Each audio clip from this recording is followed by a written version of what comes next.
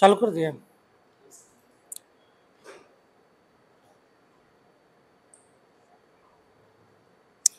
तो हम लोग का नेक्स्ट है आर्टिकल 23 का।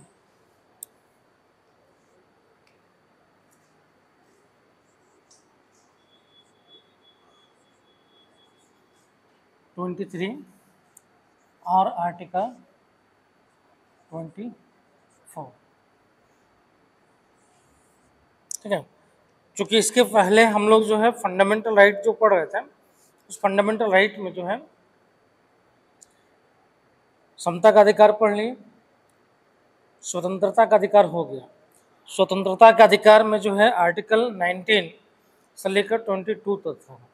हम लोग का दूसरा जो फंडामेंटल राइट हुआ वो आर्टिकल 19 से लेकर 22 तक हो गया, ठीक है। तीसरा जो हम लोग का जो फंडामेंटल राइट है वह है शोषण के विरुद्ध संरक्षण, है ना। तो तीसरा जो है हम लोग का जो फंडामेंटल राइट है वह है शोषण के विरुद्ध जो है शोषण के विरुद्ध संरक्षण, ठीक है। शोषण के विरुद्ध जो है आपको संरक्षण का अधिकार दिया गया है, और ये कहाँ दिया गया है? आर्टिकल 23 में और आर्टिकल 24 में। ये दो आर्टिकल्स जहाँ पे जो है आपको शोषण के विरुद्ध जो है संरक्षण प्रदान किया गया है। शोषण समझते हैं? शोषण शोषण किस तरीके का माना जा सकता है? तो उसका कोई परिभाषा तो है नहीं, है ना, एग्जैक्ट कोई परिभाषा है नहीं। लेकिन संविधान में जो आपका दिया गया है, जैसे शोषण होता है, मान लीजिए कि जो है मानव का क्रय विक्रय कर देना, है ना, या जो है बाल श्रम करवाना, या बेगार करवाना, है ना, बेगार करवाना, या फिर मान लीजिए आपको जबरदस्ती जो है कार्य करवाना, ठीक है, मतलब बंधुआ मजदूरी टाइप का, बंधुआ मजदूरी आपको बंधुआ मजदूर बना देना। बंधुआ मजदूर मतलब आपको जो है एक तरह से बंधुआ बना दिया गया है, ठीक है। तो इस तरीके का जो कार्य होगा उसको शोषण के अंतर्गत माना जाता है। क्यों माना जाता है? क्योंकि ये कार्य पहले होता था। पहले जो है जब हमारा देश आज़ाद नहीं हुआ था तो उसके पहले ये सब कार्य खूब होता था। जमींदार लोग होते थे वो बंधुआ बना लेते थे, गुलाम टाइप का बना लेते थे। जो छोटे लोग थे, गरीब लोग थे, बनाकर जो उनको हमेशा के लिए जो है वो उसको एक अपना नौकर के रूप में जो है खड़ा कर दिए कि हमेशा जो काम करोगे तो मेरे लिए काम करोगे। तो बंधुआ मजदूर हो गया वो। अब उसको रहने खाने के लिए दे दिया गया, लेकिन जो है उसका इच्छा तो नहीं है, फिर भी उसको बंधुआ बना कर दिया गया। किसी को जो है कार्य करने का इच्छा नहीं होता था, सही वेतन भी नहीं दिया जाता था। कार्य करने की इच्छा नहीं है, वेतन दिया जा रहा है, लेकिन कार्य करने की इच्छा नहीं है, तो बेकार हो गया, क्या हो गया? बलात्श्रम टाइप का हो गया, ये जबरदस्ती आपको कार्य करवा रहे हैं, समझ में। तो इस तरीके का कार्य पहले होता था, ठीक है। मानव का क्रय विक्रय होता था। दास क्या था? क्रय बेचा जाता था, मानव को, महिलाओं को बेचा जाता था, बच्चों को बेचा जाता था, दास के रूप में व्यवस्थापित किया जाता था। तो पहले क्रय विक्रय होता था, और वही जब खरीद लेते थे तो उसका मालिक बन जाते थे जीवन भर के लिए, जब तक वो मर नहीं जाए, क्योंकि उसका दास हो गया वो, है ना, वो मालिक हो गया, क्योंकि उसको खरीदा था। तो इस तरह का जो है व्यवस्था बहुत बना हुआ था। इसी सब व्यवस्था को जो है समाप्त करने का जो है इसमें प्रोविजन किया गया, और स्पेशली रखा गया कि अगर इस तरीके का कोई कार्य होगा तो उससे जो है लोगों को फंडामेंटल जो है संरक्षण भी दिया गया है, और इसको समाप्त करने का भी प्रोविजन किया गया है, ठीक है। अब जैसे है आर्टिकल 23 में देखेंगे तो इसमें दो चीज है, मानव के दुर्व्यापार, है ना, और बलात्श्रम का प्रतिषेध। मतलब अगर देखें आर्टिकल 23 को, मानव का जो है दुर्व्यापार मतलब होता है मानव का क्रय विक्रय करना, ठीक है। मानव का क्रय विक्रय, मानव का क्रय विक्रय और बलात्श्रम का प्रतिषेध, और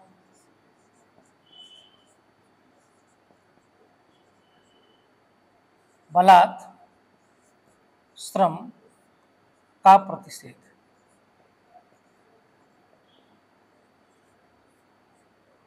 और बलात् श्रम का प्रतिषेध। ठीक है, समझ में आया? अब मानव का क्रय विक्रय क्या, मानव का व्यापार, मानव का क्रय विक्रय कैसे होगा? आज भी इलीगल तरीके से तो होता ही है, नहीं होता है? ह्यूमन जो ट्रैफिकिंग है ये क्या है? ये भी एक तरह से मानव का क्रय विक्रय तो हो रहा है ना। हम उसको नौकरी के लालच से ले जाते हैं और ले जाकर उसको बेच देते हैं, तो ये भी क्या हो रहा है? मानव का क्रय विक्रय ही हो रहा है। ठीक है, तो ये क्या है? इलीगल है। मानव का क्रय विक्रय जो है आज के डेट में भारत में इलीगल है। और बलात् श्रम है ना, तो बलात् श्रम जो है, जो बलात् श्रम में जो जबरदस्ती जो है करवाया जाता है, चाहे वो बंधुआ मजदूरी हो या बेगार प्रथा हो, है ना, इन सब चीज़ों पे प्रतिबंध लगा दिया गया है। अब आपको बंधुआ मजदूर के रूप में कोई नहीं रख सकता है, कोई जो है बेगार जो प्रथा है, बिना कुछ दिए आपसे काम करवा रहा है। ठीक है, इस तरीके का जो है कार्य आपसे अब जबरदस्ती नहीं करवाया जा सकता है। इन सब पर जो है प्रतिबंध लगा दिया गया है। ठीक है, तो आर्टिकल 23 में क्या है? मानव की क्रय विक्रय और बलात् श्रम का प्रतिषेध। ठीक है, अब उसके अंदर में लिख लो, इसके तहत, उसमें लिख लो, इसके तहत भारत में दास प्रथा, इसके तहत भारत में दास प्रथा, वेश्यावृत्ति,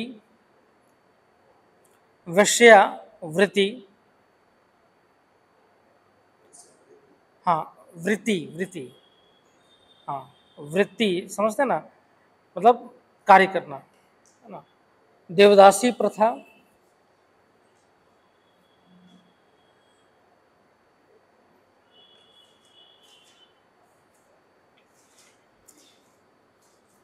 को प्रतिबंधित या प्रतिषेध किया गया है। प्रतिबंधित या प्रतिषेध किया गया है।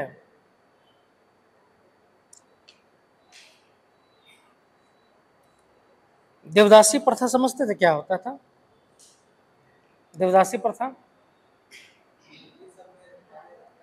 किसमें? मंदिर सब में। तो इसको क्यों बुरा, इसको बुरा क्यों माना जाने लगा? मंदिर में अगर मान लीजिए कोई महिलाएं दासी के रूप में होती थी तो बोला जाता है देव की दासी, मतलब जो देव होते हैं, जो भगवान होते हैं, तो उनकी दासी होती थी, मतलब जीवन भर जो है अपने आप को समर्पित कर देती थी, वही देवदासी कहलाती थी। तो जैसे होता क्या था कि पहले ये साउथ इंडिया में ज़्यादा प्रचलित था, दक्षिण भारत में जो है देवदासी प्रथा ज़्यादा प्रचलित था। और इसमें होता क्या था कि जो है साउथ में तो मंदिर देखे हो, भव्य भव्य मंदिर बना हुआ, विशाल विशाल मंदिर, इतना बड़ा बड़ा मंदिर है कि 7 तल्ला तक उसका शिखर है, जो उसको बोलते हैं ना कि उसका जो गोपुरम है, गोपुरम उसका जो विमान बोला जाता है, 7 तल्ला तक है, 7 तल्ला बिल्डिंग थे, इतना ऊंचा ऊंचा बनाया हुआ है, मंदिर बन गया और उसको ऊपर जो उठता है वो 7 तल्ला में बनाया हुआ है, ऊंचा। ठीक है, तो खूब विशाल विशाल मंदिर बनाया गया है, चाहे महाबलीपुरम मंदिर हो, चाहे कांचीपुरम का मंदिर हो, है ना, मीनाक्षी मंदिर हो, जो भी मंदिर है बहुत विशाल विशाल है और भव्य मंदिर ही बनाया गया है। तो बोला जाता है कि जो है दक्षिण भारत में प्रचलन था कि जो है कोई भी व्यक्ति जो है, कोई व्यक्ति मन्नत मांगता है, मन्नत इधर भी माना जाता है ना, मन्नत मांगता था कि मतलब हम कोई भी कार्य जो है मेरा पूर्ण हो जाए, भगवान से मांगा जाता था, देव से, और मन्नत जब पूरा हो जाता था तो क्या करता था कि अपना बेटी को जो है देव को या जो भगवान होते थे उसको सौंप दिया जाता था, वो सौंप देते थे। ठीक है, कि मतलब जो है जीवन भर आपकी सेवा जो है क्या करेंगे कि जो है मेरी ये बेटी करेगी, है ना। वो जीवन भर जो है कुंवारे रहती थी, शादी विवाह नहीं होता था, जीवन भर जो है देव के जो है प्रति समर्पित रहती थी। ठीक है, यही देवदासी कहलाता था, देव की दासी बनती थी। यहाँ तक तो ठीक था, वो डेली जो है भगवान के लिए जो है फूल चुनती थी, साफ सफाई करती थी, कभी कभी नृत्य भी करती थी खुश करने के लिए। बहुत सारा नृत्य भी है जो भगवान को खुश किया जाता है ना, तो वो भी करती थी। यहाँ तक तो ठीक था। ये नेगेटिव कब हो गया? जब मंदिर का जो पुजारी होता था, है ना, वो धीरे धीरे क्या हुआ, मजबूत हो गया। मंदिर में जब पैसा दान उन लगा तो मजबूत हो गया, और वो उसने अपने हिसाब से क्या किया कि जो है मैनिपुलेट करना स्टार्ट कर दिया। और इन जो दासियों को जो रखा जाता था, अब इसका जो है इस्तेमाल ये खुद करने लगा। बोला कि भाई मतलब मंदिर को जो समर्पित है वो सारा कुछ तो क्या ब्राह्मण को मिलता है, तो जो दासी भी जो समर्पित हैं वो भी ब्राह्मण का ही हो गया। तो ये क्या करने लगे, शोषण करना स्टार्ट कर दिया इनका ब्राह्मण लोग। अब उसको कहीं निकलने नहीं देते थे, उसको एक जो है मंदिर का एक कहीं कमरे में बंद कर दिया जाता था। जब कुछ पूजा होता था उसको निकालते थे नृत्य वगैरह करने के लिए, और बाकी जो है साल भर जो है उसका शोषण करते रहते थे। तो ये जो है बाद में जो है एक तरीके से शोषण वाला पार्ट बन गया, इसीलिए बाद में इसको जो है समाप्त कर दिया गया, बाद में इसको रोक लगाना स्टार्ट कर दिया गया। ठीक है, और अंततः जो है संविधान में भी इसका बात किया गया है कि देवदासी प्रथा जैसे जो है कृत्य नहीं होना चाहिए, क्योंकि पूरा पूरा फंडामेंटल राइट ही खत्म हो गया।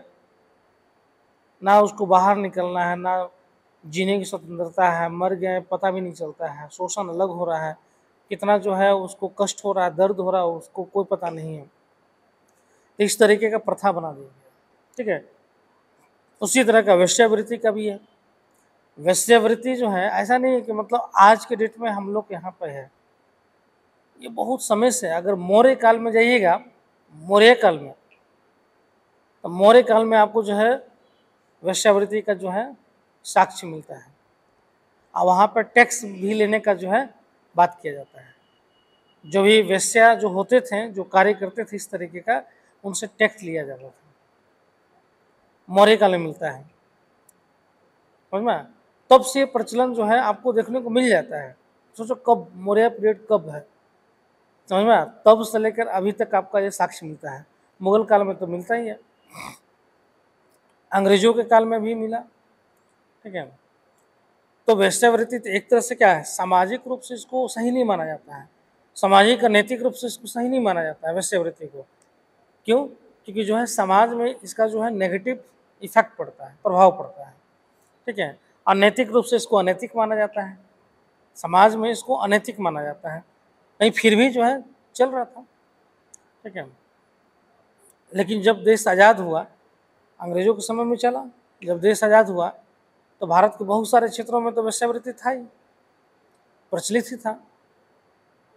तो उसको कैसे किया जाए, उन लोगों को कहाँ पर माइग्रेट किया जाए।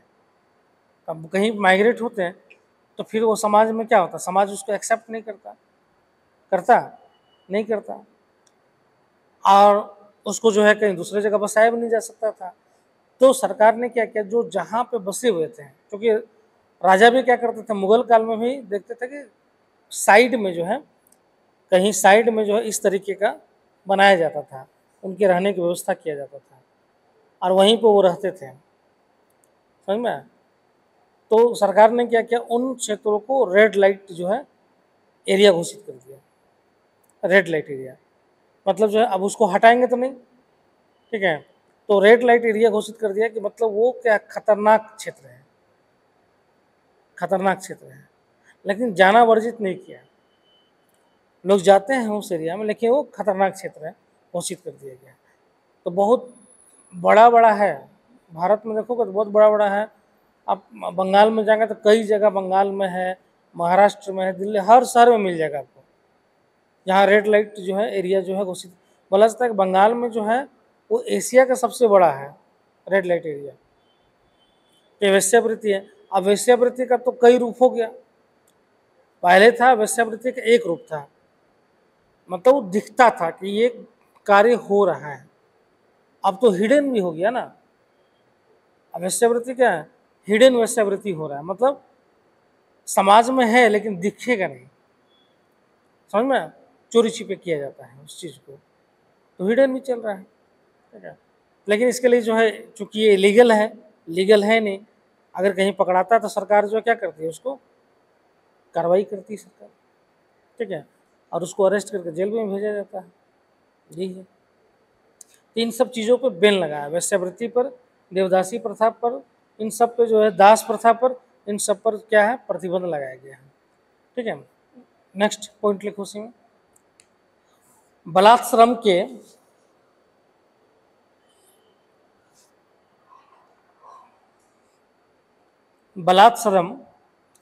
प्रतिषेध के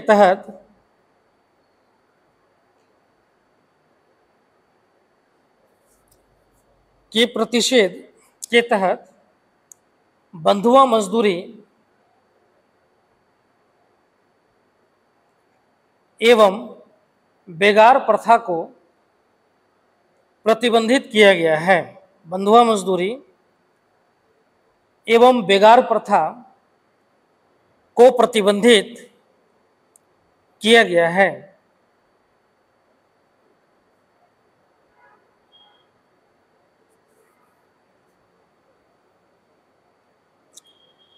प्रतिबंधित किया गया है।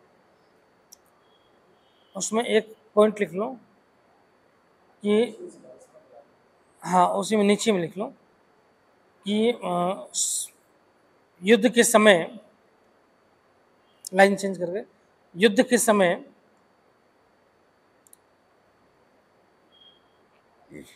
सरकार किसी की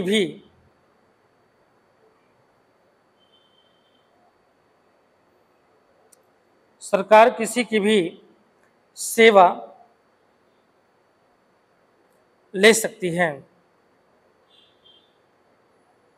सरकार किसी की भी सेवा ले सकती है। समझ में? अब यहाँ पे है कि यहाँ पे बलात्श्रम का तो है प्रतिबंध, जबरदस्ती आपसे कोई काम नहीं करवाएगा, है ना, या बेगार नहीं करवाएगा। अब है, लेकिन सरकार करवा सकती है ना, युद्ध के समय सरकार करवा सकती है। आप ये नहीं बोलिएगा कि जो है बलात्श्रम है। हो सकती है कि आपको काम के बदले सरकार पैसा भी ना दे, लेकिन करवा सकती है। ये भी हो सकता है कि सरकार बोले कि हर व्यक्ति जो है 1 घंटा जो है श्रम दान करेगा अनिवार्य रूप से, मतलब रोड पर झाड़ू लगाएंगे 1 घंटा, बना दे कानून, तो करा सकती है। तो सार्वजनिक जो है कार्य जो है, सरकार का जो कार्य होगा, अगर सरकार को अगर जरूरत है तो वो करवा सकती है, और वो बलात्श्रम में नहीं आएगा। बाकी कहीं पर भी जो है बलात्श्रम के अंतर्गत आएगा, कोई भी बंधुआ मजदूरी या फिर जो है बेगार प्रथा। समझ में? ये जो सब जो है बलात्श्रम, बलात् मतलब जबरदस्ती काम करवाना, आपकी इच्छा के विरुद्ध काम करवाना, ये होता था ना। ये SC ST में ये ज़्यादा चीज़ें थी। SC ST में जो है बलात्श्रम का जो है ज़्यादा, सबसे ज़्यादा शोषण SC ST में ही रहा, कि बलात्श्रम जो है कार्य करवाया जाता था, और उसका सही जो है भुगतान भी नहीं किया जाता था। ठीक है, इसलिए बोला जाता है कि इसीलिए सरकार क्या करती है, अब सही भुगतान करने के लिए मिनिमम जो है प्राइस, मिनिमम जो है क्या बोलते हैं उसको, श्रम मानदेय घोषित करती है। तो मतलब इतना जो है लेबर वेजेस जो है आपको मिलना चाहिए मिनिमम, इससे कम नहीं जाना चाहिए, उससे अधिक हो जाए कम नहीं होना चाहिए। समझ में? इसलिए सरकार जो है विधि बनाकर जो है डाल देती है, लेबर इससे कम में काम नहीं करेगा। नहीं तो मालूम चलता कि जो है 50 रुपये में खटवा रहे हैं किसी को, 8 घंटा काम करवा रहे हैं, कोई जो है 30 रुपये में काम कर रहा है। नहीं, काम करवा लिए, बाद में बोलेगा अरे 30 रुपये में काम दुनिया भर करता है, पकड़ो 30 रुपया। पहले होता था ना, काम करवा, अभी भी होता है, ऐसा नहीं है कि अभी नहीं होता है, अभी भी होता है। अब कोई काम बोला कैसे काम कर दो, क्या नाम, खेत में काम करवा लिया, या मान ली घर में काम करवा लिया, पैसा देने के बारी आया तो बोला कि अच्छा बताओ कितना हुआ, आप जोड़ रहे हैं 400 रुपये के हिसाब से, मेरा हो गया भाई 5 दिन का 2000 रुपया, बना रहे 400 रुपया 1 दिन का देंगे, चलो 100 रुपया दे दिया, पकड़ो 400 रुपया, 500 रुपया पकड़ा दिया, बोले चल। होता है, ऐसा तो होता ही है ना, बहुत जगह होता है। तो ये क्या है, शोषण हो गया ना उसका, कि भाई उसको सही आपने मजदूरी नहीं दिया। तो सरकार जो है क्या करती है की है कि मतलब झारखंड में भी है कि आपको मिनिमम जो है मजदूरी घोषित कर दी है कि इससे कम में जो है ना लेबर काम करेगा और ना आप देंगे इससे कम, है ना। ज़्यादा आप कर सकते हैं बार्गेनिंग, लेकिन इससे कम नहीं देंगे।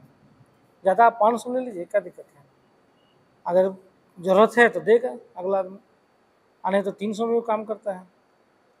लालपुर वगैरह में जाइएगा तो लोग दूसरे जगह से आते हैं मजदूरी करने के लिए, तो शुरुआत में जाइएगा, शुरुआत में रेट हाई होता है। शुरुआत में जाइएगा तो मिस्त्री का रेट 1000-1200 रुपया होगा, लेबर का रेट जो है रेट 600 रुपया होगा, 700 रुपया होगा, 700 बोलेगा, है ना। तो शुरुआत में होता है, हम धीरे धीरे धीरे धीरे 8 बजते बजते जो है 9 बजते बजते क्या होगा, रेट घट जाता है क्योंकि सबको काम नहीं मिलता है ना। तो फिर वही जो 700 रुपया बोलता है वो फिर 400-300 में भी काम करने के लिए तैयार हो जाता है, काम मिल जाए, समझ। जो मिस्त्री जो 1200 बोल रहा है वो 500 में काम करने के लिए तैयार हो जाता है। क्यों? काम मिलता ही 9 बजे तक, फिर तो अगर नहीं मिलेगा तो फिर वापस जाना पड़ेगा उसको। तो दिन भर मान ली चलो 500 रुपये तक कमा लें, इसलिए वो काम करने को तैयार हो जाता है। तो एक वो भी एक ये है कि उस हिसाब से उस लायक उसको काम नहीं मिल पाता है, ठीक है। तो आर्टिकल 24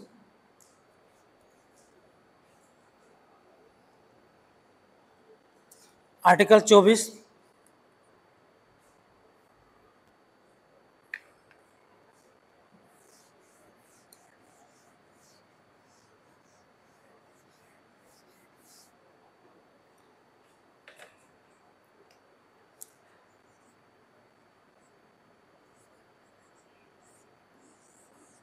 आर्टिकल 24 जो है स्पेशली जो है बाल श्रम पर जो है प्रतिबंध लगाता है ना। बाल श्रम, बाल श्रम, ठीक है। तो आर्टिकल 24 बोलता है कि 14 वर्ष तक के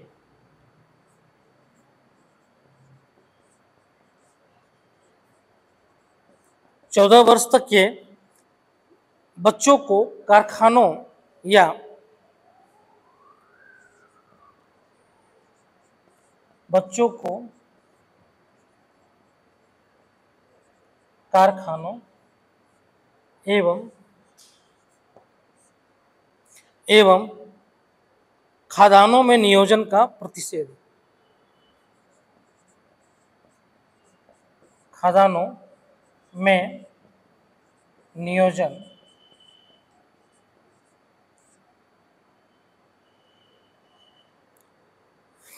का प्रतिषेध।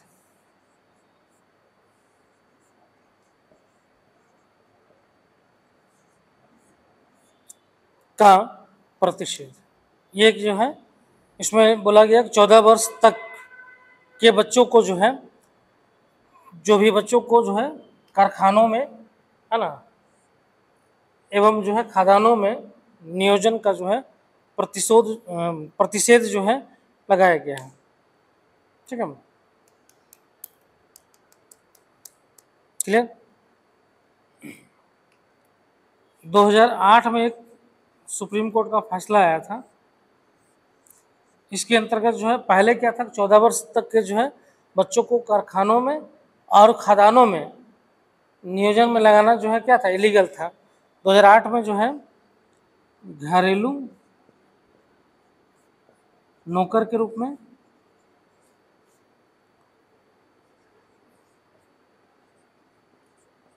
में या जो है होटल या ढाबा में जो है, ढाबा में भी प्रतिषेध लगा दिया गया है, या प्रतिबंध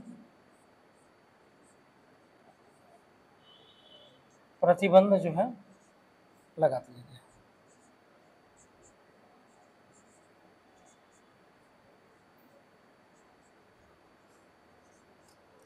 ठीक है, मतलब 2008 में जो है पहले था कि खतरनाक जो कारखाना होता था या खदान होता था, खदान जो कोयला का हो या फिर अन्य जो भी खदान होता था पत्थर वत्थर का, उन सब में जो है उनके स्वास्थ्य के लिए जो है हानिकारक माना जाता था। तो वैसे खदानों में या कारखानों में जो उनकी आँख का, उनके स्वास्थ्य का जो है नुकसान होता था, तो वैसे क्षेत्रों में जो है इनका नियोजन या कार्य पर जो है लगाने पर जो है प्रतिबंध लगा दिया गया था, ठीक है।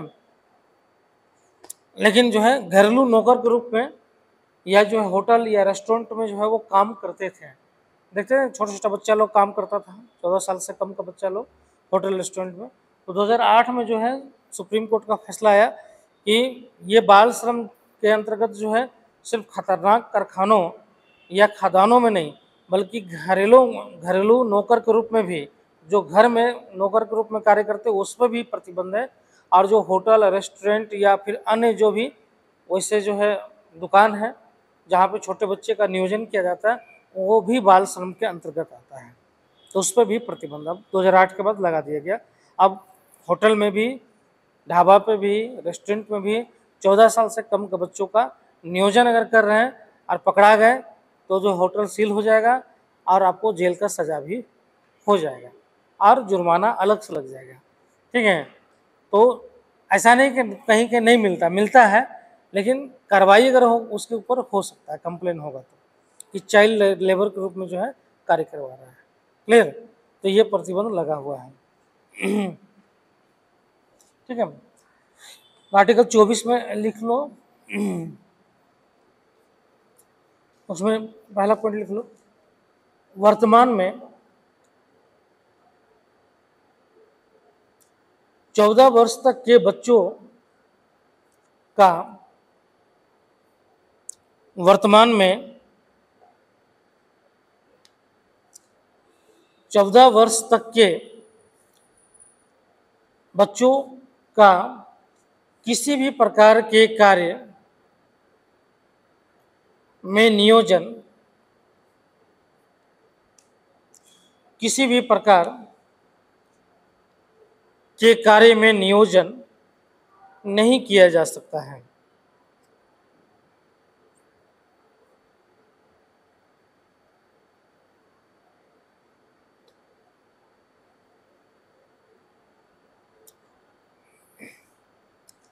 लेकिन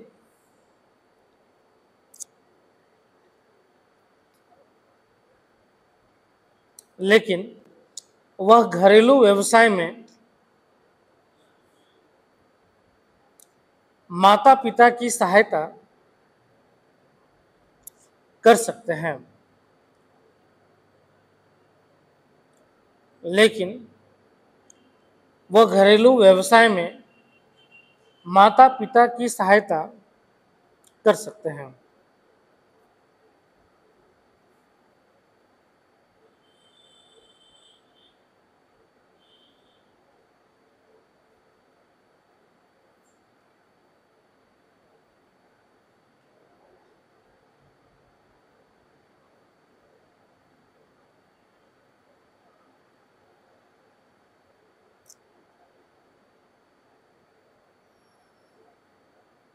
ठीक है, तो यही जो है आपका 23 और 24 में यही जो है आपका प्रोविजन था।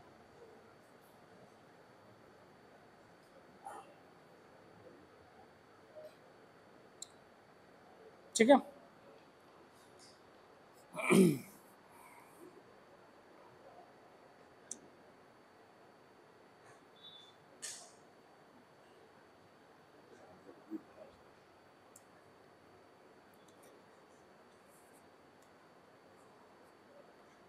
ये आप लोग का तीसरा भी जो है फंडामेंटल राइट कंप्लीट हो गया, शोषण के विरुद्ध भी।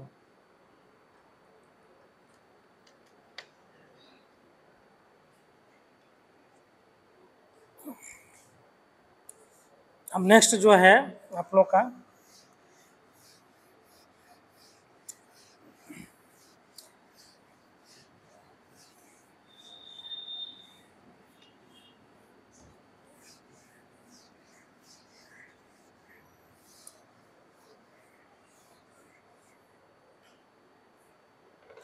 वह धार्मिक स्वतंत्रता का अधिकार।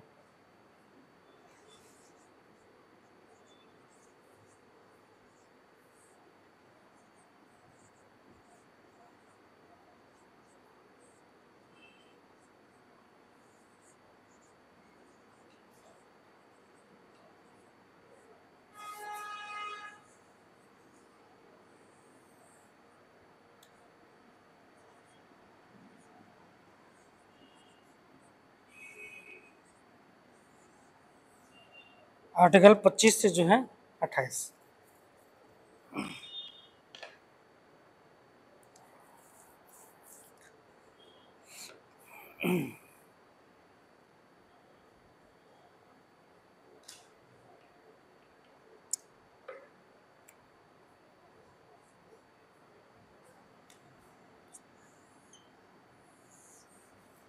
आर्टिकल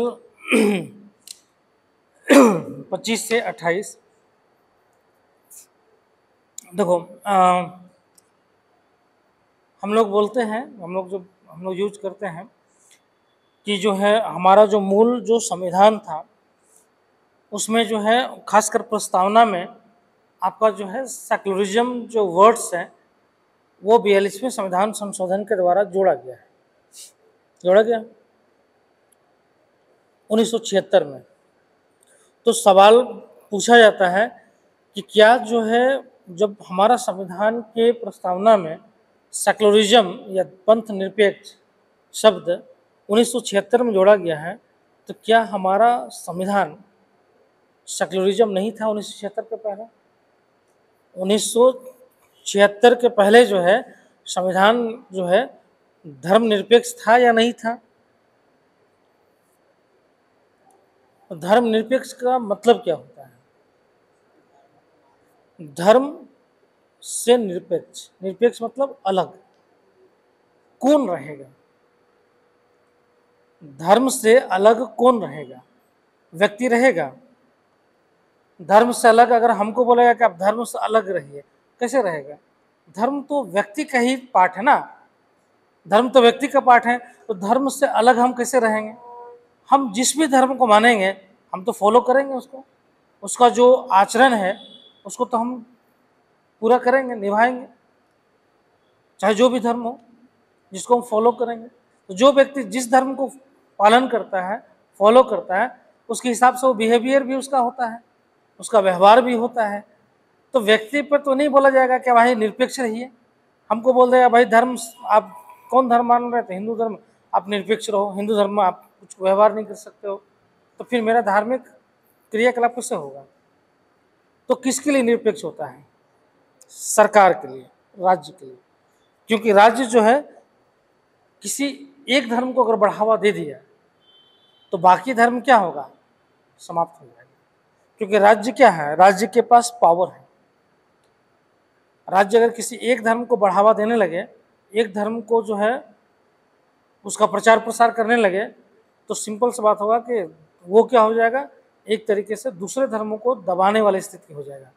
तो इसलिए जो है हम लोग को संविधान देखें तो ऐसा नहीं है कि मतलब जो है 1976 में ही जो है सेक्युलरिज्म वर्ड्स जोड़ा गया था, तो वो वर्ड्स जो है जोड़ने से हमारा जो है संविधान धर्मनिरपेक्ष बन गया। नहीं, हमारा संविधान जो है धर्मनिरपेक्ष पहले से ही था।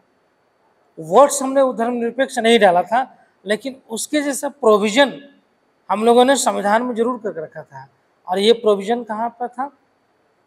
आर्टिकल 25 से 28 के बीच में, आर्टिकल 15 के बीच में, आर्टिकल 14, ठीक है, जहाँ पे धर्म के आधार पर भेदभाव नहीं किए हैं। अगर वहाँ पर भेदभाव होता तो किसी एक धर्म वाले को हम क्या करते हैं? प्रोटेक्ट करते, और दूसरे धर्म के वाले को क्या करते हैं? प्रोटेक्ट नहीं करते हैं।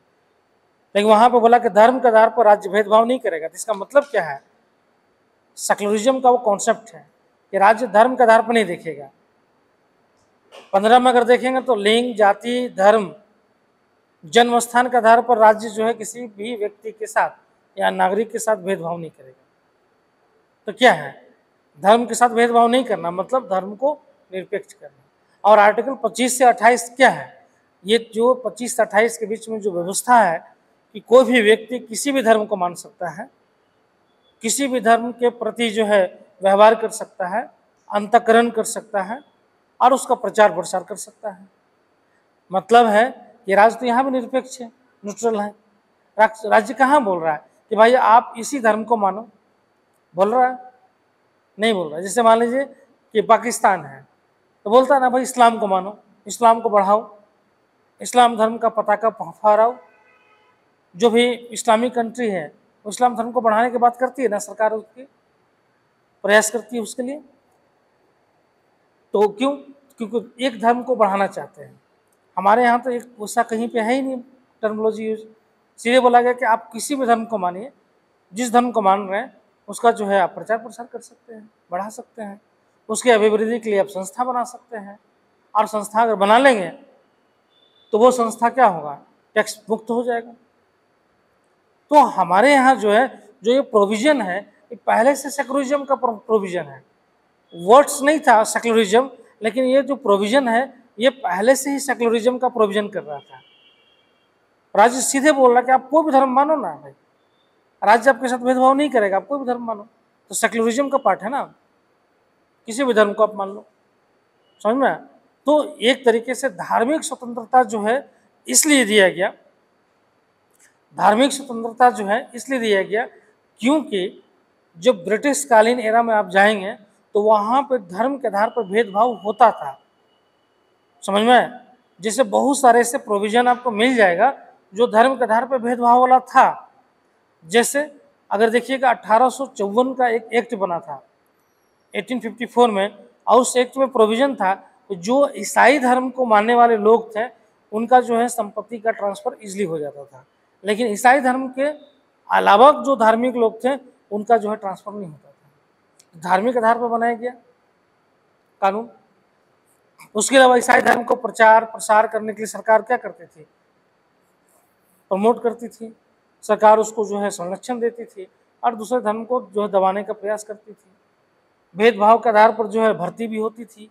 धार्मिक आधार पर ईसाई धर्म को मानने वाले यूरोपीय है उनको जो है ज़्यादा तवज्जो दिया जाता था। तो धर्म के आधार पर भेदभाव होता था।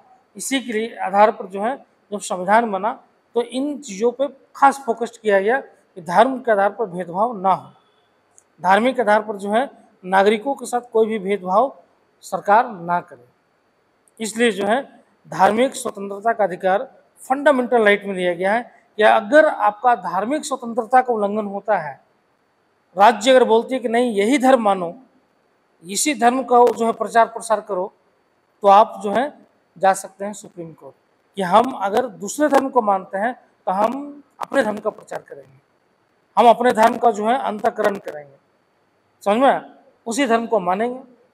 तो यहाँ पे क्या है, यहाँ पे आपको राइट्स दे दिया गया है कि आप किसी भी धर्म को मानिए, किसी भी धर्म को मानिएगा तो प्रचार प्रसार कीजिएगा, उसको उस व्यवहार में लाइएगा और सरकार आपको रोकेगी नहीं। अगर रोक लगाती है तो आप कोर्ट में जाकर इसको लागू करवा सकते हैं। तो धार्मिक स्वतंत्रता को जो है फंडामेंटल राइट का अधिकार दे दिया गया है। सिर्फ ऐसे ही नहीं रखा गया है, फंडामेंटल राइट का अधिकार दिया गया। मतलब धर्म का इम्पोर्टेंस जो है कितना था आपके संविधान में, धर्म का इम्पोर्टेंस कितना था। अगर ये नहीं होता तो फिर सिंपल सी बात है, जो मेजोरिटी वाला जो पार्ट्स होते हैं ना वो फिर क्या करते हैं, हावी हो जाते हैं माइनॉरिटी के ऊपर। क्यों? क्योंकि वहाँ पे अगर संरक्षण नहीं देते तो फिर माइनॉरिटी के ऊपर हावी होते हैं। जिसका सिंपल सी बात है ना कि जब दो धर्म हो या चार धर्म हो, जब चार धर्म होता है और जिस धर्म का ज़्यादा मेजोरिटी है, ज़्यादा संख्या है, तो ऑटोमेटिक हावी होगा अपने धर्म को बढ़ाने के लिए और बोलेगा कि मेरा धर्म सबसे बेस्ट है। लड़ाई कब होता है, जब दो धर्मों के बीच में जब जो है बेस्ट होने का जो है कंपटीशन हो जाता है कि मेरा धर्म अच्छा है, मेरे धर्म में जो प्रक्रिया है वो बहुत अच्छा है, खान पान बहुत अच्छा है, कल्चर बहुत अच्छा है, तो दूसरा बोलेगा कि नहीं तुम्हारे धर्म से अच्छा मेरा धर्म, तुम्हारे धर्म से अच्छा जो है मेरा धर्म है, समझ में। तो फिर वो अपने धर्म को श्रेष्ठ बताएगा और दूसरा अपने धर्म को श्रेष्ठ बताएगा, और यही श्रेष्ठता साबित करने के लिए क्या होता है, बहस होना स्टार्ट हो जाता है। और यही बहस क्या होता है, आगे चलकर मारपीट में तब्दील हो जाता है। फिर उसको उस कल्चर वाले को पीटो, उसको मारो, और ये दंगा में फिर कर्मठ हो जाता है। यही सांप्रदायिकता होता है। दो संप्रदायों के बीच में जो है कल्चरल डाइवर्सिटी होने के कारण क्या होता है, लड़ाई होना स्टार्ट हो जाता है, समझ में। तो इसीलिए जो है हमारा जो है एक तरह से बोल सकते हैं कि आर्टिकल 25 से 28 जो है एक तरह से धार्मिक जो है स्वतंत्रता देकर जो है अल्पसंख्यकों के अधिकारों को भी बचाया गया है। अगर नहीं दिया जाता तो अल्पसंख्यक का अधिकार नहीं बचता। सिंपल सी बात है, कि मेजोरिटी हावी होता, जैसे पाकिस्तान में हुआ। पाकिस्तान में उस तरह का प्रोविज़न नहीं है, तो वहाँ पर क्या हो गया, जो भी अल्पसंख्यक थे उनका अधिकतर जो है इस्लामीकरण होना स्टार्ट हो गया। या तो आप कन्वर्ट हो जाइए, जो सबसे मेजर जो धर्म है वो क्या करेगा, आपको कन्वर्ट करना स्टार्ट करेगा, और नहीं कन्वर्ट होंगे तो फिर आपको तंग करना स्टार्ट कर देगा, कष्ट करना स्टार्ट कर देगा, मारना स्टार्ट कर देगा, या माइग्रेट हो जाइए। समझ में?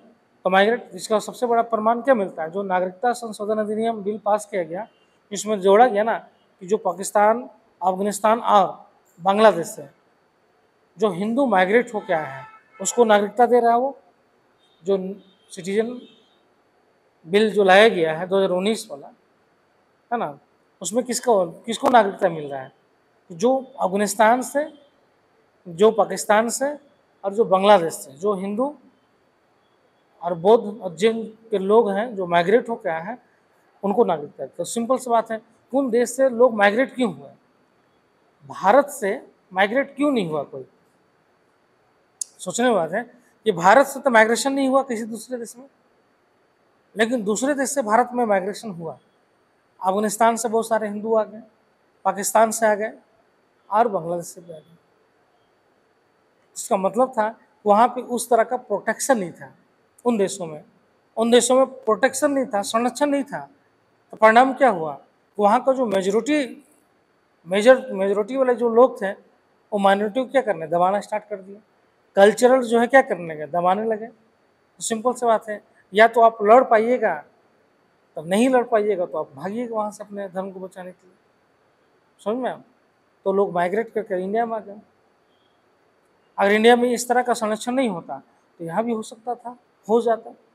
मेजोरिटी जो माइनॉरिटी को जो है या तो कन्वर्जन होता, या आप मान लीजिए, है ना, जिसको बोलते हैं ना शुद्धि, जैसे शुद्धि आंदोलन चला है, दयानंद सरस्वती शुद्धि आंदोलन चला है। जो भी हिंदू धर्म से कन्वर्ट होकर चला गया था दूसरे धर्म में, उसको बोला गया था कि वापस आ जाओ। तो शुद्धि आंदोलन चलाए थे दयानंद सरस्वती उस समय 19वीं शताब्दी में, है ना। आज भी चलते रहता है कहीं ना कहीं शुद्धि आंदोलन, घर वापसी आंदोलन, इस टाइप के क्या है, कन्वर्जन नहीं होता है। फिर से किसी दूसरे धर्म में गए तो फिर कन्वर्ट होकर हमारे धर्म में आ जाइए। तो लेकिन संरक्षण करने का ये जो प्रोविजन है फंडामेंटल राइट में, यही क्या करता है, प्रोटेक्ट करता है। इसीलिए हमारे यहाँ से माइग्रेशन नहीं हुआ। क्यों? क्योंकि यहाँ प्रोटेक्शन दिया हुआ है, समझ में। और अल्पसंख्यक यहाँ उतना ही जो है सुरक्षित है जितना जो है पाकिस्तान में जो है मेजोरिटी सुरक्षित है, नहीं उतना ही सुरक्षित है। यही 25 से 28 के बीच में आपका जो है ये है, ठीक है।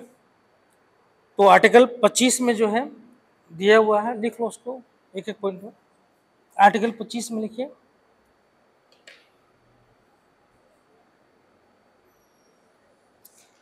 देखो अनुच्छेद 25 में, अनुच्छेद 25 में अंतःकरण की स्वतंत्रता, अनुच्छेद 25 में अंतःकरण की स्वतंत्रता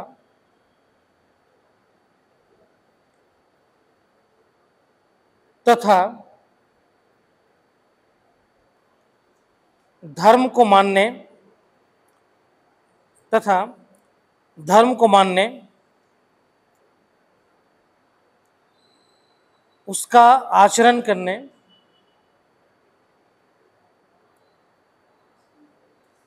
धर्म को मानने, उसका आचरण करने तथा उसके प्रचार प्रसार का अधिकार तथा उसके प्रचार प्रसार का अधिकार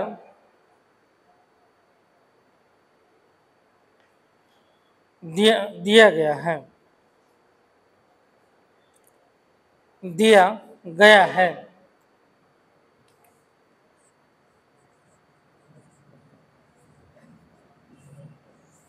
अब आर्टिकल 25 में देखो तीन चीजें, अंतःकरण की स्वतंत्रता, ठीक है,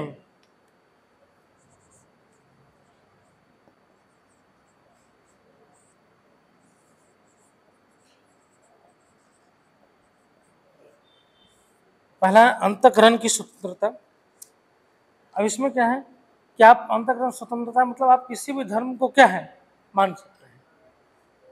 जो आपका अंतःकरण मतलब आत्मा जो बोल रहा है, हाँ, प्रेशर में नहीं, दबाव में नहीं, जो आप अंतःकरण से जो है अपने सोल से जो है बोलते ना अंतःकरण की आवाज सुनकर आप किसी भी धर्म को मान सकते हैं।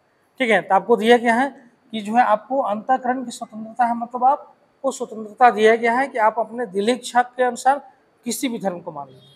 ठीक है, तो इसमें अंतःकरण की स्वतंत्रता के आधार पर क्या है, किसी भी धर्म को जो है मानना। ठीक है, किसी भी धर्म को जो है मानना है। ठीक है, तो अंतःकरण की स्वतंत्रता के आधार पर आप किसी भी धर्म को मान सकते हैं। ठीक है, आप किसी भी धर्म को मान सकते हैं। ठीक है, तो उसके हिसाब से आप क्या कर सकते हैं, आचरण कर सकते हैं। ठीक है,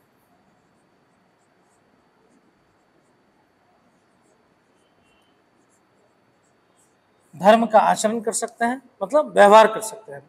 ठीक, समझ में, और उसका जो है प्रचार प्रसार कर सकते हैं। ठीक है, कर सकते हैं, समझ में। तो इसमें क्या हो गया, आर्टिकल 25 में अंतःकरण की स्वतंत्रता मतलब आप अपने अंतरात्मा की आवाज के आधार पर जो है आप कोई दबाव में नहीं, कोई लालच में नहीं, है ना। इसी में अगर देखें अंतःकरण की स्वतंत्रता में जो कन्वर्जन होता है, समझ में, जो बोलते हैं ना कन्वर्जन, इस पर रोक लगाया जाता है। मान लीजिए किसी को लालच दे दिया गया पैसा से कि आप इस धर्म को अपना लो, आपको हम इतना पैसा दे देंगे। किसी को दबाव बनाकर कर दिया गया, है ना, कन्वर्ट करवा दिया जाता दबाव बनाकर। मान लीजिए किसी की शादी हो गया और शादी करने के बाद जो है उसके ऊपर प्रेशर बनाया गया तो भाई आप इस धर्म को अपना लो। ठीक है, तो इसलिए जो है अंतःकरण में जो है दबाव नहीं आता है, मतलब अपनी इच्छा से। अगर अपनी इच्छा से आप हैं कोई दिक्कत नहीं है, लेकिन आपकी इच्छा के विरुद्ध आपको धर्म जो है अपनाने के लिए बोल रहा है तो क्या हो जाएगा, तो वो इलीगल हो जाएगा, समझ में। इसलिए जो है बहुत सारे राज्यों ने क्या किया है, अपने अपने राज्य में जो है इस तरीके का जबरदस्ती जो रिलीजियस कन्वर्जन होता है उस पर कानून बना दिया है। झारखंड में बना हुआ है धर्मांतरण कानून। कोई भी अगर कोई कन्वर्ट हो रहा है, कोई भी अगर कन्वर्ट हो रहा है, अब झारखंड में पहले नहीं था, अब है, विधानसभा पास कर दिया। अगर कन्वर्जन हो रहा है तो कन्वर्ट होने से पहले आपको उपायुक्त के पास जाके वहाँ पर जो है आपको देना पड़ेगा, समझ में। तो वहाँ पे आपको देना पड़ेगा डीसी के पास कि भाई ये कन्वर्जन किया जा रहा है, और वो पूछेगा कि भाई क्यों कर रहे हैं, मतलब अपने मन से इच्छा से कर रहा है या कोई दबाव है, वो चेक करेगा, तब वो मान्यता मान्य होगा। नहीं अगर नहीं होगा तो फिर इलीगल हो जाएगा, समझ में। तो अपने अपने यहाँ जो है बहुत सारे राज्यों ने जो है धर्मांतरण जो है कानून बनाया है, जो धर्म में परिवर्तन कर दिया जाता था, समझ में। तो इसमें अंतःकरण में दबाव या लालच के आधार पर नहीं है, उस पर नहीं कर सकते आप। अगर उस पर होता है तो उस पर प्रतिबंध है, ठीक है। इसलिए इसको पॉइंट को हाईलाइट कर रहे हैं, अंतःकरण मतलब आप हमारा मन हो गया तो हम अपना सकते हैं, कोई दिक्कत नहीं है, ठीक है। तो अंतःकरण की स्वतंत्रता हो गया। अब अंतःकरण की स्वतंत्रता में जो है क्या है, किसी भी धर्म को मानना है ना, अपनी आवाज हम सुने और किसी भी धर्म को हम मान लिए, है ना। ऐसे तो भाई जन्म से जो धर्म है उसी को मानते हैं आप, है ना, जन्म के आधार पर। लेकिन कभी आपका मन बदल जाए और लगे कि नहीं भाई हमारा जो है इस धर्म में बहुत कर्मकांड है, दूसरे धर्म में ही ठीक है, उस धर्म में बढ़िया कुछ नहीं है, बस एक दिन जाओ और जो है एंजॉय करो, है ना। कुछ उस तरह के नास्तिक लोग भी हो जाते हैं जिनको जो है धार्मिक प्रक्रिया क्या है बहुत बोझ लगने लगता है, तो कम धार्मिक कर्मकांड खोजते हैं। एक दिन पूजा करो, एक दिन प्रार्थना कर लो, काम कंप्लीट, ठीक है। तो उस धर्म में जो है चले जाते हैं, कन्वर्ट हो जाते हैं, ठीक है, वो अलग चीज़ है, ठीक है। और तो ये है कि आप जो है उस धर्म को मान सकते हैं। तीसरा है, उस धर्म को मानेंगे तो आप आचरण भी करेंगे, है ना। जिस धर्म को मानेंगे आप आचरण करेंगे। अगर मान लें ईसाई धर्म को मान रहे हैं, ईसाई धर्म का आचरण करेंगे। आप गिरजाघर में जाएंगे, आप जो है क्रोस पहनेंगे, आप जाके प्रार्थना करेंगे, है ना। तो आप उसका पर्व त्यौहार मनाएंगे, उसी हिसाब से आपका व्यवहार हो जाएगा। आप हिंदू धर्म को मान रहे हैं तो आप मंदिर में जाएंगे, जाकर टीका लगाएंगे, है ना, पूजा करेंगे, पर्व त्यौहार भी मनाएंगे। इस्लाम है तो आप इस्लाम धर्म अपनाएं तो आप जाकर मस्जिद में जाएंगे, नमाज पढ़ेंगे, उसका भी त्यौहार मनाएंगे, यही होगा ना। तो आप उसके हिसाब से क्या होगा, आपका आचरण हो जाएगा उस धर्म के आधार पे। जिस धर्म को आप मानेंगे आपका आचरण भी तो उसी हिसाब पे होगा ना, उसी आधार पर बन जाएगा। नहीं बनेगा, नहीं बनेगा, बोल रहा कि नहीं बनेगा, नहीं बनेगा। अब मान लें कि तुम जो है, मान लो कभी कौन धर्म मानते हो, अभी तुम्हारा कौन धर्म है, मतलब किस धर्म को मानते हो? सरना धर्म, सरना धर्म, ठीक है। मान लें सरना धर्म मानते हो, ठीक है। अब तुमको कन्वर्ट कर देते हैं, मान लो तुम कन्वर्ट, अंतकरण की आवाज़ सुने, अब बोले कि नहीं अब सरना धर्म से जो है हम जो है क्रिश्चियन धर्म में चले जाते हैं। तो दोनों में डिफरेंस है, क्रिश्चियन धर्म में और सरना धर्म में दोनों में डिफरेंस है, आचरण में डिफरेंस है ना। तो जब तुम क्रिश्चियन धर्म में कन्वर्ट हो जाओगे तो आचरण तुम्हारा कैसा होगा, सरना धर्म वाला रहेगा कि क्रिश्चियन धर्म वाला रहेगा? क्रिश्चियन वाला हो जाएगा ना। तो सरना धर्म तो छोड़ दोगे, मतलब छोड़ दोगे, वो अलग बात है कि मान लीजिए थोड़ा बहुत जो है संस्कृति रहेगा, कल्चर रहेगा, लेकिन धार्मिक आधार पर आचरण तो छूट जाएगा तुम्हारा। तो यही बता रहे हैं कि जब कन्वर्जन होगा तो फिर तुम्हारा क्या होगा, तुम्हारा वो आचरण का भी कन्वर्जन हो जाता है, समझ में। तुम्हारा व्यवहार भी क्या होगा उसी हिसाब से हो जाएगा, ठीक है। और आचरण तुम्हारा चेंज हो जाएगा, और फिर जो है तुम उसका प्रचार प्रसार भी करोगे, उस धर्म को बढ़ावा, जिस धर्म को तुम मान रहे हो उसको बढ़ावा देने के लिए प्रचार प्रसार क्या करोगे, तुम करोगे, करोगे ना। तो हर कोई करता है धर्म का प्रचार प्रसार, ठीक है। तो इसमें क्या होगा, आर्टिकल 25 में क्या है, ये अधिकार दिया गया है कि जो है आप जो है अपने दिल की इच्छा से, अंतःकरण की आत्मा से जो है अंतःकरण की स्वतंत्रता दिया गया है, ठीक है। अपने आधार पर जो है आप किसी भी धर्म को मान सकते हो और उसके हिसाब से आचरण कर सकते हो, ठीक है, और उसका प्रचार प्रसार कर सकते हो, ठीक है। लेकिन इसमें जबरदस्ती वाला नहीं है ना। अंतःकरण मतलब इसमें क्या है, दबाव, लालच या किसी प्रकार का जो है, अगर कोई ऐसा जो है कार्य किया गया जो है आपके अंतःकरण को जो है क्या करता है, खत्म कर देता है। मतलब आप अपने हिसाब से नहीं, बल्कि कोई प्रेशर के हिसाब से, कोई लालच के हिसाब से, है ना, आप जो है कन्वर्ट होते हो तो वो गलत है, ठीक है। उसमें ये नहीं है, उसके लिए जो है विधि पूर्वक जो है कार्रवाई भी हो जाता है। जैसे होता है ना कि बहुत सारे राज्यों ने विधि बना दिया है ना, कि जो है कोई भी अगर मतलब ज़बरदस्ती किसी को दबाव डालकर किसी लालच की तरफ जो है लाकर किसी को कन्वर्ट करवाया जाता तो वो इलीगल हो जाएगा और उसको दंड भी दिया जाएगा। ये होता है ये तो सबसे ज़्यादा झारखंड में आरोप लगता है क्रिश्चियनिटी को। ये गांव-गांव जो इंटीरियर क्षेत्र में जा जा के जो है धर्म का प्रचार करते हैं, जो है बोला जाता है कि लालच दिया जाता है ना, और कन्वर्ट करवाया जाता है। नहीं, कई बार जो है अखबार वगैरह में जो है ये इस तरह का घटना आया है। इसी पे जो है फिर कानून बनाने पे बात चल रहा था कि इस तरह से जो है क्या किया जा रहा है कि जो है कन्वर्ट करवाया जा रहा है लालच के थ्रू, ठीक है।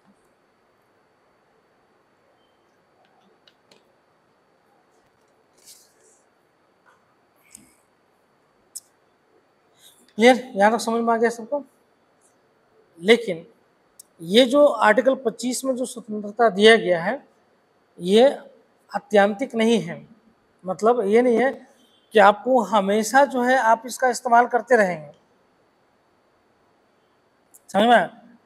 आपको जो है इसका प्रचार प्रसार करने का या आचरण मानने का, है ना, आचरण मानने का इस तरीके का तो अधिकार आपको दिया गया है, लेकिन सरकार इस पर प्रतिबंध भी लगा सकती है।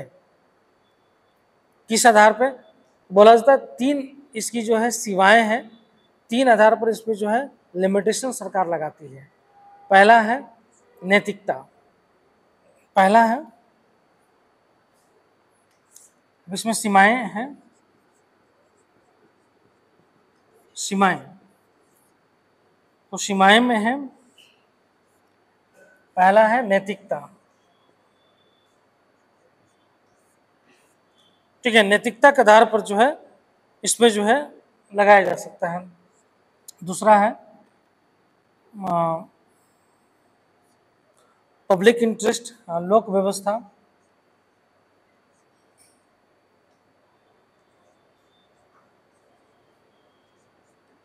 पब्लिक इंटरेस्ट, लोक व्यवस्था। और तीसरा है स्वास्थ्य।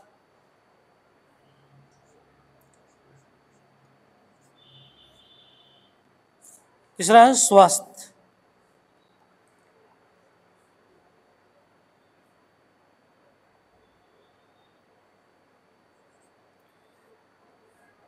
इसको सदाचार भी बोलता है, इसको से बोलो हेल्थ, या इसको सदाचार पे भी रोक लगाया जाता है। ठीक है, अब इसमें है कि सीमाएं जो है, ये जो धर्म है आपका, ये धर्म जो है, जो अधिकार आपको दिया गया है, आप किसी भी धर्म को मानिए, इस पर कोई दिक्कत नहीं है। इसको जो है आप इसका व्यवहार कीजिए, ठीक है, और इसका प्रचार प्रसार कीजिए। देखो, मानने पे तो कहीं रोक नहीं लगता है, लेकिन व्यवहार पर, आचरण पर और जो है प्रचार प्रसार पर जो है इस पर बैन लग जाता है। जैसे अभी जो है कई राज्यों में आप देखे होंगे, कई राज्यों में अभी न्यूज़ में, रिसेंटली न्यूज़ में आया कि सड़क पर जो है जो नमाज पढ़ा जाता है उस पर रोक लगा दिया गया।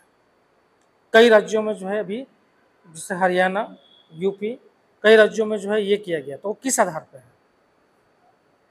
सड़क पे जो है जो नमाज पढ़ा जाता था तो उस पर रोक लगा दिया गया कि सड़क पे नमाज आप नहीं पढ़ सकते हैं। ठीक है, कई राज्यों में लगाया गया।